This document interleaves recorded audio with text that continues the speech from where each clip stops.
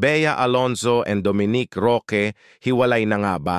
Usap-usapan ngayon ang hiwalayang Bea Alonzo and Dominique Roque dahil napansin ng mga netizen hindi na umano suot ng aktres ang kanyang engagement ring kay Dominique Roque.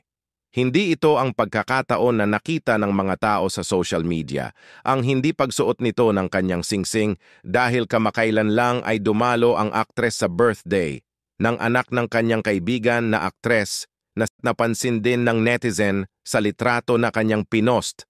Matatandaan nag-propose si Dominique sa aktres na si Bea noong July 18, 2023 pero sa mga nakaraang panayam sa aktres ay wala pa silang nababanggit kung kailan ang kasal at wala pa daw sila plano ngunit nilinaw niya na dahil daw busy silang magkasintahan sa kani-kanilang mga business at proyekto at ani niya dapat daw ang lalaki ang magkusa na mag-umpisa ng plano.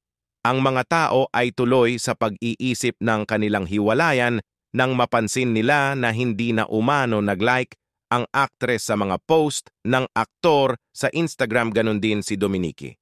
Napansin din nila na wala si Bea Alonzo sa mga nakaraang pictures ng pamilya ni Dominique sa celebration ng birthday ng kanyang ina. Lalong uminit ang issue ng maglabas ng revelasyon si Ogie Diaz, isang sikat na showbiz reporter na ayon sa kanyang source ay kinumpirma into na hiwalay na si Bea Alonzo and Dominique Roque. Ayon pa sa source ni Ogie na tuloy ang kasal, ngunit may wedding jitters daw ang aktres na si Bea.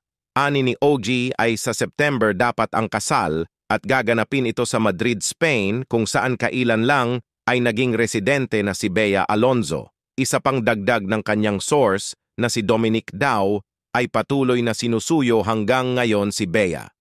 Si Bea at Dominique ay 3 years nang magkasintahan at una nilang isinapubliko ang kanilang relasyon noong January 2021 nang mag-post sila sa kanilang mga Instagram ng kanilang bakasyon na magkasama sa Japan. Simula noon madalas din silang makita sa mga selebrasyon ng kanilang mga kaibigan sa industriya.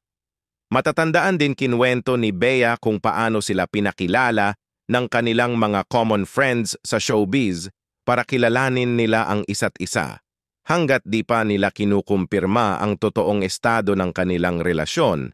Ngayon ay wala pang katotohanan kung hiwalay na talaga sila.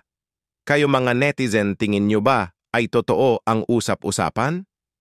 Comment daw below kung ano ang tingin ninyo.